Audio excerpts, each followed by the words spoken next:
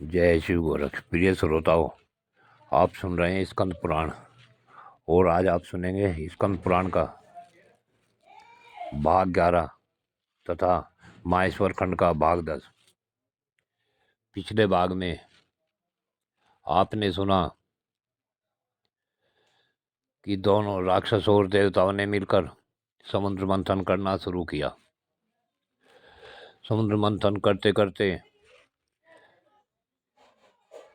समुद्र से सबसे पहले आलार जहर उत्पन्न हुआ, जिससे तीनों लोग घबराने लगे। राक्षस और देवता सभी समुद्र मंथन छोड़कर भाग खड़े हुए। तब भगवान शिव ने उस हलाल विष को पीकर सभी देवताओं और राक्षसों की संतुष्टि की।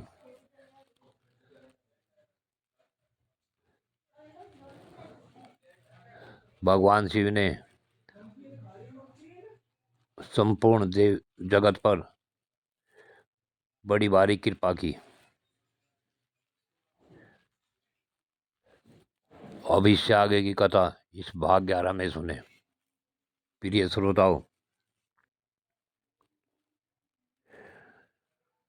फिर उसके पश्चात भगवान विष्णु के समीप मंदराचल को मथानी और बासुकी नाग को रस्सी बनाकर देवताओं ने पुनः समुद्र मंथन आरंभ किया। तब समुद्र से देव कार्य की सिद्धि के लिए अमृतमयी कलाओं से परिपूर्ण चंद्रदेव प्रकट हुए। संपूर्ण देवता, असुर और दानवों ने भगवान चंद्रमा को प्रणाम किया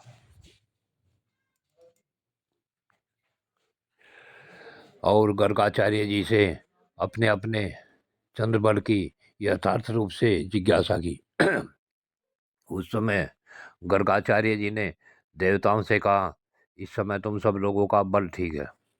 तुम्हारे सभी उत्तम ग्रह केंद्र स्थान में, लगन में चतुर्थ स्थान में, सातवें स्थान में और दसम स्थान में है। चंद्रमा से गुरु का योग हुआ है। बुध, सूर्य, शुक्र, शनि और मंगल भी चंद्रमा से संयुक्त हुए हैं। इसलिए तुम्हारे कार्य की सिद्धि के निमित्त इस समय चंद्रमा बल बहुत उत्तम है। यह गोमंत नामक मुहूर्त है जो विजय प्रदान करने वाला है।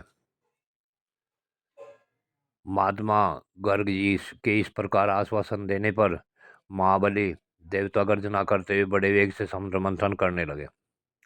मथे जाते हुए समुद्र के चारों ओर बड़े जोर की आवाज उठ रही थी। इस बार के मंथन से देवताओं की सिद्धि के लिए साक्षात सुरभि यानी कामधेनु प्रकट हुई। उन्हें काले, श्वेत, पीले, हरे तथा लाल रंग की सैकड़ों गौएं में घेरे हुए थी। उस समय ऋषियों ने बड़े हर्ष से भरकर देवताओं और दैत्यों के कामधेनु के लिए याचना की और कहा, आप सब लोग संपूर्ण गौं का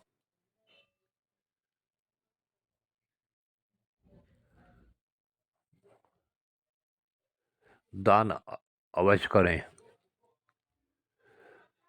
तब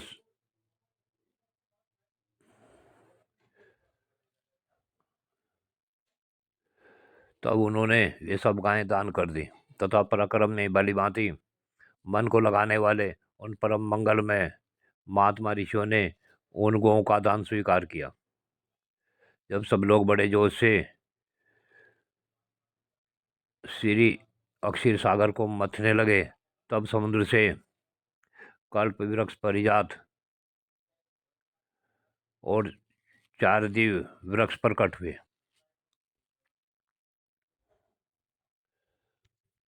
उसके पश्चात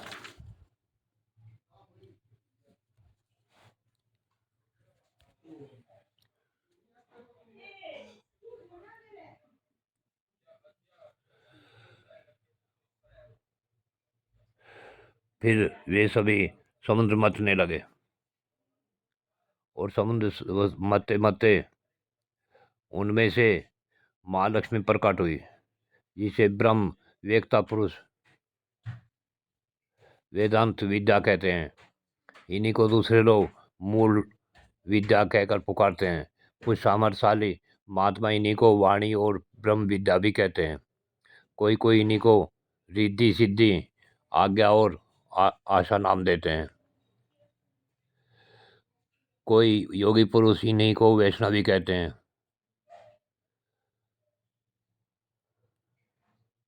और जो माया के अधीन रहने वाले हैं उनके अनुयायी इन्हीं को माया के रूप में जानते हैं।